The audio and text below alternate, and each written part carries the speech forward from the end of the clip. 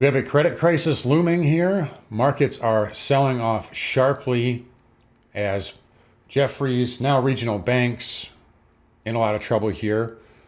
We'll talk about the plumbing of the financial system as well. It is Thursday, October 16th, 2025. If you guys liked the video, think about giving it a like. You can also find me on carnivoretrades.com for swing trading alerts, analysis, and live day trading. 1 day left on the fall sale. Love this market, love the volatility. Great time to get in. And yeah, this market has been crushing it for us lately here. Closing out multiple winners here today. A couple of SPY puts and a lot of day trades as well. But anyway, let's get into it here today. Markets here down 1% on the spiders. Q's down just under 1. And you might be wondering why this is or why the market's going down. Half of my timeline is clueless and just buying chip stocks right now. But you actually have chips holding up pretty well. To be fair, a lot of that I think is index pinning due to expiry tomorrow.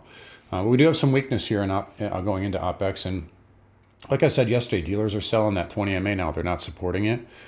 And, which can create a little bit of weakness here into OPEX. Tomorrow, do I think we're going to crash? No, I don't think so. I actually think we might even close up tomorrow, believe it or not, even if we gap down. But there's definitely problems. I talked about this for the last couple of weeks, right? I've been talking about this, and, people don't think I know what I'm talking about, but this has been a thing here. SOFR minus Fed funds is now basically at an all-time high going back to 2019. So if you're not familiar with that, it's the the overnight lending rate, which is supposed to be right around the Fed funds, essentially right into the that's what causes the lifeblood of the market. It's what causes everything to function. That's why there's food on the shelves, essentially. I'm not even exaggerating on that. And that spread there means that there's a party or parties that are desperate for funding right now. We know reverse repo is tapped, and little old Jefferies that I was told wasn't big enough to matter, kind of matters here, down 10.5. Zion's down 13%. Western Alliance, you guys remember this one, down 12. So a big sell there. Blackstone down 4.5 below the 200 there, and you can see the KRE here down over 6%, now 6.5 as we get into the end of the day. So that's just free falling right here on volume. You do have some of the other financials for the overall kind of holding up. XLF down 3. Holding up, right? It's down 3%, but relatively speaking, the big banks, JPM still hasn't made a new low. Goldman, they're holding up. I expect them to, but that doesn't mean they can't come in. And I'm actually surprised how much the Russell's holding up, considering how far down KRE is here. But again, I do think support holds right now. And like I said, really all week, and it's holding right there. I've been tweeting all day long. Half of it's shit posting, half of it's serious. But yeah, I think vol sellers should come in right here. And I've told members about this 25 area on the VIX a couple weeks ago. So if we get up there, that's where they should show up. And so far they have a little bit. They did step in, but it's right back up there, isn't it? So it should be interesting tomorrow. If it somehow gets through that, it can go a lot higher. But I don't think it does right away.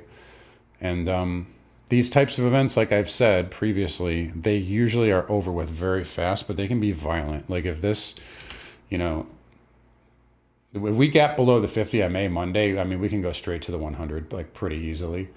And I don't think there's anything stopping it until the Fed, right? So, I definitely think there's a little bit of risk here. This is not to scare anybody. This is not I'm not trying to be a perma bear or anything, which is funny because I get called a perma bull and I get called a perma bear whichever way the wind blows. But I don't make shit up, and you guys know that. So I wouldn't say this stuff. In fact, I don't even like I don't really like being bearish, but you got to call it what it is. And I think here you can see kind of this. I'm starting to put together this thesis now. Powell's been talking about QE a lot lately. His last 2 appearances, he kind of hinted at it. You're going to do that at all-time highs? I don't think so. I think you need an excuse for it. And what better excuse than a good old-fashioned repo scare, right? So, the last one in 2019, everyone makes a big deal out of it, but it was 5.5%. This was only, but only on 3. I mean, 5% from here is like 63.50. That's the 100. Now, who knows? Maybe you bounce there and you flush to, 61.50. Oh my God. Oh my God. The market had a 10% correction. Oh my God. That's it. It's over. Like, who could let that happen? How could that possibly happen? Right? What a dumb perma bear. What kind of idiot would think that? Right? But in any case here, so I'm having fun with it today. But in any case here, definitely there was some risk. That's all. And you buy vol when you can, when it's cheap, not when you need it. And I think it's probably too expensive now. But in any case, yeah, market's down, and maybe the last place to hedge would be chips, right? I mean, the Qs are still like, there's just so much of this like covered call strategy here. These structured products that are just keeping things pinned until OPEX. So I mean, maybe chips and tech is the last area that is still like cheap enough to hedge. But we are seeing momentum kind of die out on some of these ridiculous names, Rigatoni, Alcalo. These guys make a lot of $0, and so I mean, obviously that's why they're up so much. But those Momo names are finally coming in. ASTS, nasty tail there. Doesn't mean they can't. Doesn't mean these stocks are like cooked forever, but you're starting to see those leaders. Even that serious spec money kind of come out here, and TLT too. TLT really. I saw some calls earlier in the week coming at 92, but they didn't convert to open interest. So I wasn't really thinking that this would go up today, but it has. So you're seeing like a traditional risk off type look across the market. So, we'll see what happens here. I don't think there's going to be anything like massively detrimental, but if you can get the market a lot cheaper and you get stocks a lot cheaper, that makes a lot of sense to me anyway. So yeah, right now, 6,600, that's your big level right now. And then obviously, 6,550. And we pegged this as an important level a month ago when on the FOMC, remember? And, you can see actually the 4 hour 100 MA right there with the 50 DMA. By the way, speaking of the 4 hour, let's flip back over here. So it's like not, I'm telling you, they're selling the 20 moving average on the daily. Look at this, first time since April 30th, where we might be getting a cross on the 20 and 50 on the 4 hour. Now, I mean, like it's just the 4 hour, but it lets you know that this is not just we talked about this last week. There's damage, right? There's clear loss of momentum here. So, anyway. Who cares? Banks don't matter. The financial system doesn't rely on liquidity at all, obviously. IWM here down 2.34. Good reversal there, a nice fake out. And usually IWM loves to make these little divergent higher highs right before everything kind of tops out. Went right there too. Diamonds here, 458, big level there as we know. SMH, again, just only flat to negative. IGV, I do not like this right now, and I like the weekly still. Meant to go to the weekly. There we go. Weekly's still okay as long as this green bar low holds. But what I don't like right now is like snow. This they announced, right? OpenAI, right? Everybody's talking about, OpenAI just announces a partnership with anybody, or any of these tech companies announce a partnership and the stock just goes up 80%. Snowflake, their deal with Palantir today, that stock's red. Palantir also red. Not really good, right? That's the first time we've seen that type of activity on M&A type news. Salesforce. I mean, good gap up, but man, selling all day long. Right into the 100. Remember, I told you this exact thing yesterday. It was the example I used with ASML. Your earnings were so great, but you couldn't make a new high. CRM here up on the headlines and, almost red here. So I don't really like cloud right now. Transport's actually hanging in there. They did reject this trend line here. There's the transports, and IYT is red on the day. So important weekly close is coming up tomorrow. ZT up, so 2 year again. That's to be expected here. Market's expecting a contraction right now. XHB down 92 cents. IYR down 30 cents. IR definitely a little bit of a safety play, I think. And then XLF here, yeah, obviously down 3. KRE, that'll be down 7 by the end. That'll probably sell right into the end of the day. Maybe it'll get a bounce the last 10 minutes, but yeah, it's going to lose that low. This is why I always emphasize those weekly inside bar, because, and by the way, look at this weekly tail. Nasty. But I always emphasize those weekly, especially the weekly inside bar, because as soon as you get below it and close below it, right, that's where that, and that's institutions bailing, essentially. Broker dealers rolling over here, and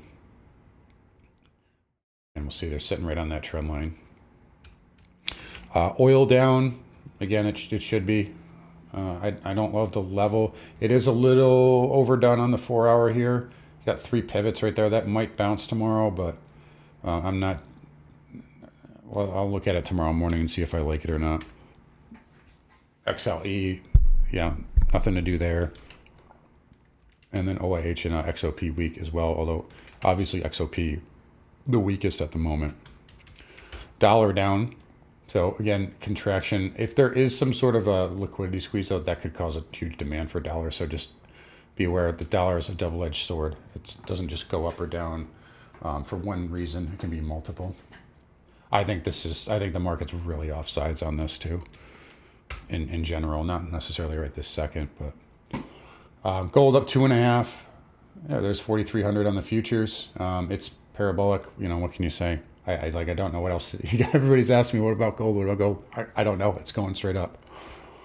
It will reverse one day. Yeah. But, and I'm hearing a lot of froth talk, like anecdotally, like people who don't know anything about investing are like asking me about gold, and like they're thinking about buying, just throwing that out there. But that can go on, just so you know. It can go on for like a year. But anyway, as silver here, up 2.7. The futures are flat, but the COMEX closes up. And then platinum here, new 52-week highs, and palladium as well. Those are beautiful catch-up trades. Copper, quiet day, but it's down. It did come off the lows, though. All right, lastly, Bitcoin. Yeah, rolling over here, and actually stopped out of Ethereum this morning. We had a nice setup, but just couldn't follow it through. And yeah, all coins just getting hit here. So a lot of weakness in there. I do think these will be a really good buy soon, though. Bitcoin hitting that 108. Careful, 200 DMA right there. There's some big macro targets down here, too. I like some of them. Sol actually, holding up. Scam, Lana, holding up pretty nicely, like relatively speaking. Not to say that it can't wash out in a heartbeat because it's Scam Lana, but like if we were to pivot right here, that would be a higher low. So would Ether. So again, you're still seeing that relative strength out of alts in terms of the chart structure, right? Yes, they're down more percentage wise, but they also have a higher beta, so that should be taken into account. But yeah, everything weak right now. So Spider's coming in here. It's 3:30. I can't stay to the close. I'll be doing a live stream with members after the bell. Let me know your thoughts, comments, concerns. You guys take care. I'll wrap it up here, and then I will see you guys all tomorrow.